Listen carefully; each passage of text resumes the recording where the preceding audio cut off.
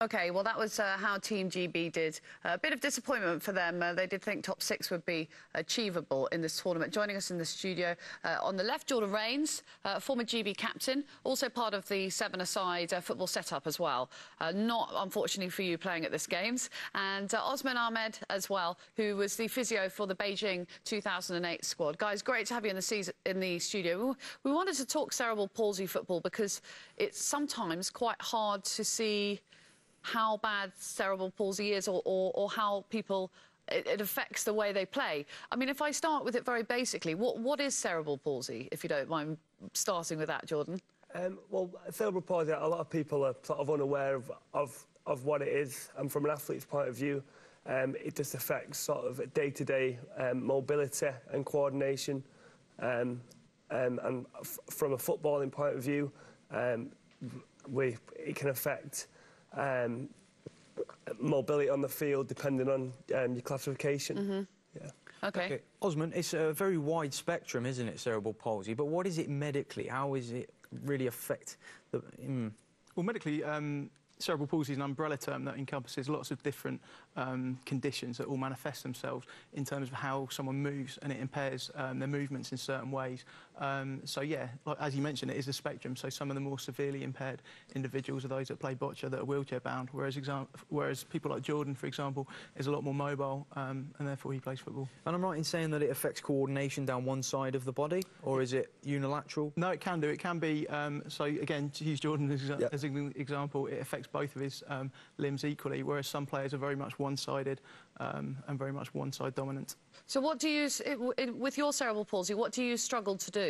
Well, you usually find, I'm a Class 5, and you usually find, well, a lot of the Class 5, I think one of the Great Britain goalkeepers is also a Class 5. A lot of the goalkeepers are Class 5s because the CP is predominantly in the legs. So, in theory, you know, the goalkeepers should have... the hands should be unaffected. That's why you find a lot of... So you still want to play football, so that's the way to play? Of course, yeah, you know, and you work on your strengths rather than on your disability. OK. OK, Jordan, so how does cerebral palsy affect your everyday life? Well, in terms of training programmes, it's little day-to-day things you can sort of struggle with.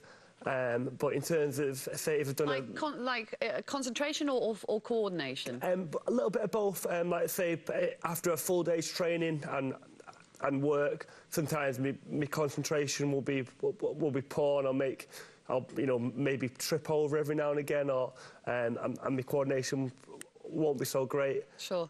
Just after sort of a day's worth of training. So my CP sort of affects me more when I'm tired after a long day.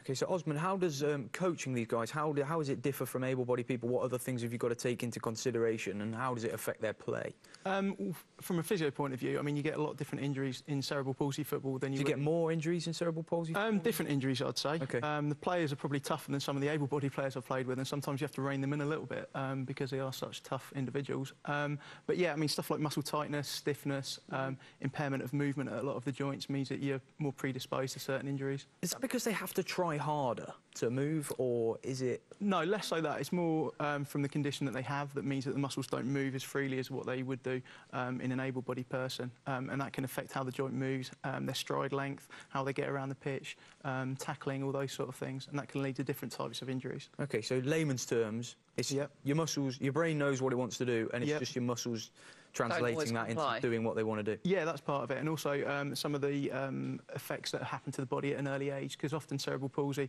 comes from brain damage either before birth or during birth and in the very young ages.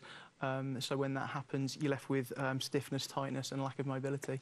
Can we talk a few examples? One of the ones I would love you to explain to me about Ibra Diallo, who's a very late addition to this squad. Is it true he didn't know he had cerebral palsy? Yeah, it's true. He was playing at sort of English colleges level for you know, which is a very high standard of able-bodied football, and he was training at the same facility that the Great Britain squad train at, and someone noticed his stride length. They tested him for CP, and I don't think kids knew that he had CP, so he was a great find for the squad. Well, you can't tell, can you? No, and that's something that that I'm sure I'd stress to any players out there who think they might have had CP, any sort of brain trauma or anything the doctor said to them, it's worth getting in touch with your local county FA just to come down, because you never know, you might be playing in 2016. There we go, get your ad in. Oh, yeah. Get more people in your squad. Unless you're a goalkeeper. Guys, not being able to notice a disability like that, and Osman, especially towards you, is it hard to classify cerebral palsy then if it's not always apparent?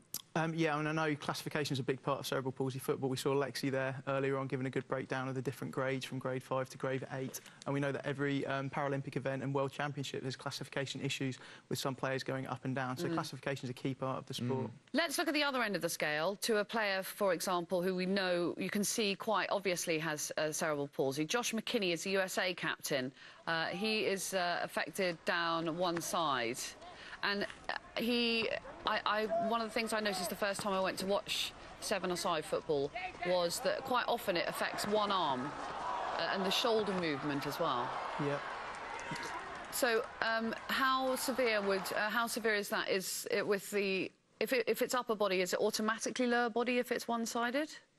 I think each case is probably different in CP. I think one person's cerebral palsy will always be different to the next person. Okay. But in terms of how that affects them to play football, obviously in team talks and stuff, we're made aware of what players' weak side are because of the CP. But because of the standard of football they play at, it's very much secondary to the disability. Where the disability affects, if I was playing against Josh, I'd think, yep, his CP affects his shoulder, but I'd be thinking he's also got a great shot on him. I know he can hit the ball hard, so I'd be more concerned about things like that rather than his CP. And just before we let you go, one thing I did notice with all you guys is it's the same as normal football. The banter's the same, the behaviour's the same. Yeah, of course, and as you know, as much as it was difficult for us sat here looking at that clip, because I know how hard Lyndon and the rest of the lads have worked to get to this point. But I'm sure Jeff Davis, who looks after the national football, has worked really hard getting regional setups and stuff to further develop any future Paralympians. And I'd like to say well done to sort of Matt Dimbelow and the rest of the lads for all their efforts they've put in. Brilliant. Yeah. Right, well, guys, stay where you are. Thanks for now. We're going to go for a short break, but when we return, we've got semi-final highlights of a match between Russia and Brazil. See you in a sec.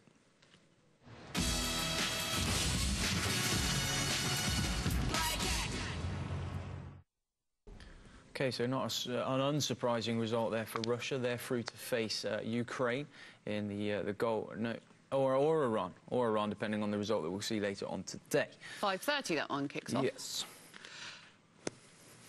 Still in the studio with us this afternoon, lucky to have Jordan Raynes and Osman Ahmed, who are our CP football experts, having both been involved in the Paralympics GB setup. Jordan, surprised about that result, Russia-Brazil? Not really. I think we saw... we've been seeing a standard for Russia at the very top of CP football. This will be the third Paralympics running where they've been in a final. Very direct, and it shows how often they meet as a squad. Not just in terms of the football, which is excellent, brilliant football, but also in terms of the strength and conditioning and the minimal amount of cerebral palsy they have. Ahmed, what do you think of the standards so far in London 2012? You were in Beijing with the squad? Yeah, I think a lot of the teams have definitely pushed on and improved in certain areas. I've been particularly impressed with Brazil, and I think they put up a good showing there against Russia today. Certainly, I was really, really impressed with how they took on Ukraine the other day in the first goal, where they cut through the middle of the Ukrainian defence was superb. But yeah, in general, I'd say that the standard has kicked on, and hopefully that gives us a platform to hopefully kick on over the next 4 years as well. Rio, here you come. Rio. Thanks, guys, very much. Looking forward to the final, yeah. Thanks for joining us, guys. Right, we need to take a short break, but join us afterwards. See you in a minute.